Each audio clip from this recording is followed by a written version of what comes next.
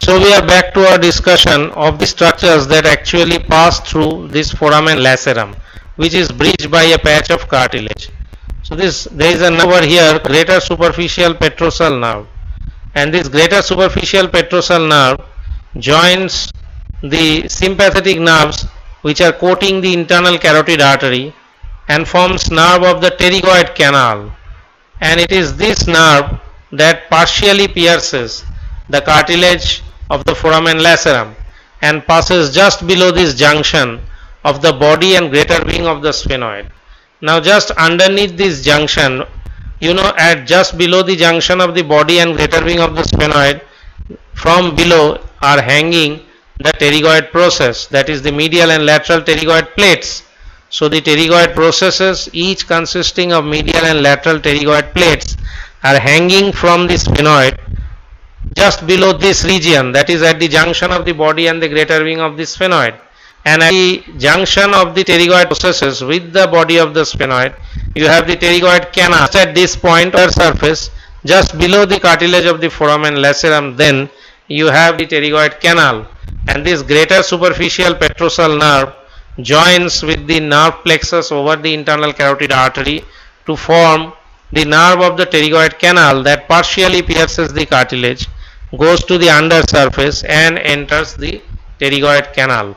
So much about the foramen lacerum. So this is the lacerated foramen, the foramen lacerum over here. Now at the foramen lacerum, you can see that you have the protruding tip or the apex of the petrous part of the temporal bone. Now you also know that from the apex of the petrous part of the temporal bone, you have the petrosphenoid ligament. This petrosphenoid ligament passes from the petrous part of the temporal bone to the petrosal process of the posterior surface of the sella turcica, that is this dorsum sellae. So this dorsum sellae is the part of the body of the sphenoid that is contributing to the posterior cranial fossa. So we had said that you have anterior cranial fossa, middle cranial fossa and posterior cranial fossa, and the body of the sphenoid contributes to all three cranial fossa. So to this dorsum sellae on the side you have a petrosal process, and this apex of the petrous temporal is attached to that petrosal process by a petrosphenoid ligament, and underneath that ligament you have the passage of the abducent nerve, which is also going into the cavernous sinus. So tip of the petrous temporal gives attachment to the petrosphenoid ligament, underneath which passes the abducent nerve. Not only that, at the apex of the petrous temporal you can make out this jagged opening. This is the anterior opening of the carotid canal. That means the internal carotid artery is coming out from this point like this. So this here is the internal carotid artery. So from this jagged point over here you have the emergence of the internal carotid artery going like this. So this then is the internal carotid artery. On this side then this is the internal carotid artery. So internal carotid artery lying within the medial wall of the cavernous sinus and then making a loop around the caroticoclinoid ligament and coming up like this. So between the anterior and middle clinoid process you have a caroticoclinoid ligament, and internal carotid artery forms a loop and comes up like this. So we are constantly referring to the internal carotid artery. This is actually a very important artery.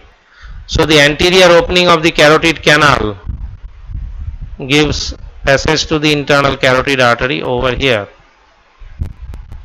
not this thing.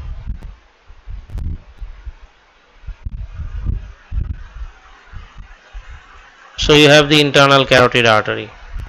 So again we draw the internal carotid artery for clarity like this. Internal carotid artery like this, and over it you have the carotidoclinoid ligament bridging over the internal carotid artery. Good. So this is the anterior opening of the carotid canal, and the emergence of the internal carotid artery. This internal carotid artery, when it comes out from the apex of the petrous temporal, it lies over the cartilage of the foramen lacerum. That means this is the cartilage of the foramen lacerum, and the internal carotid artery lies on that cartilage, the cartilage of the foramen lacerum, and then it passes into the cavernous sinus, drops under the carotidoclinoid ligament and rises up going towards the brain. So now again we are into the middle cranial fossa, into the petrous part of the temporal bone. So the petrous part of the temporal bone is prismatic. It has three surfaces, of which this is over here, this is the posterior surface over here, and in between you have the superior border over here, and on the under surface of the base of the skull you have the inferior surface. So we have said that the superior border of the petrous temporal is the demarcating part between the middle and the posterior cranial fossa. Along the superior border of the petrous temporal you have the attachment of the tentorium cerebelli. The attached margin of the tentorium cerebelli, we had said that it is attached along this border. So attached margin of the tentorium cerebelli along the superior border of the petrous part of the temporal bone, and to the base of this attached margin you have again the superior petrosal sinus. So all of these meningeal folds towards their attached margins, they do have some sort of a venous sinus. So even in this attached margin of this tentorium cerebelli you have this superior petrosal sinus, very thin venous sinus going from the cavernous sinus, from here going right back to the transverse sinus.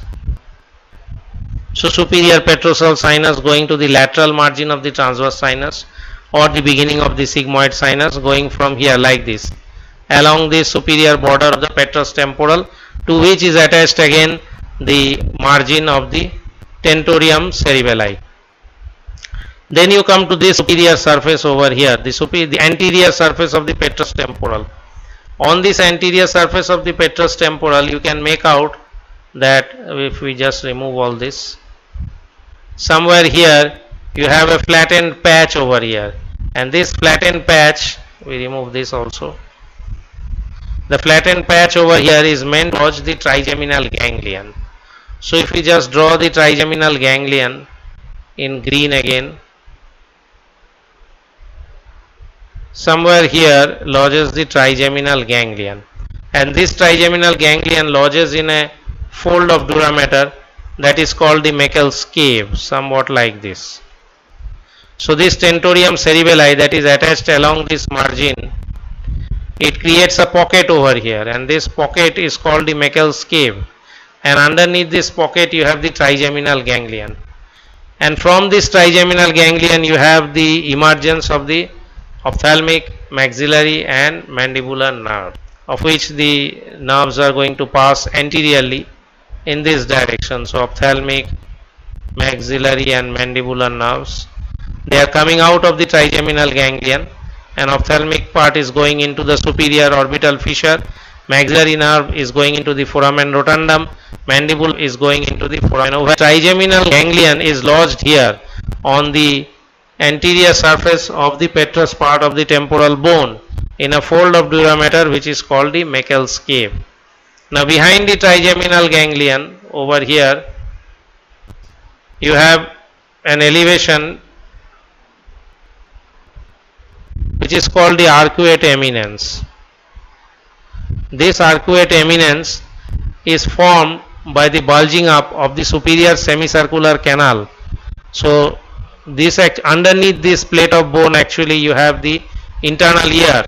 So of the internal ear of the semicircular canals, the superior semicircular canal creates a bulge over here which is called the arcuate eminence, and the rest of the superior surface is called the tegmen tympani.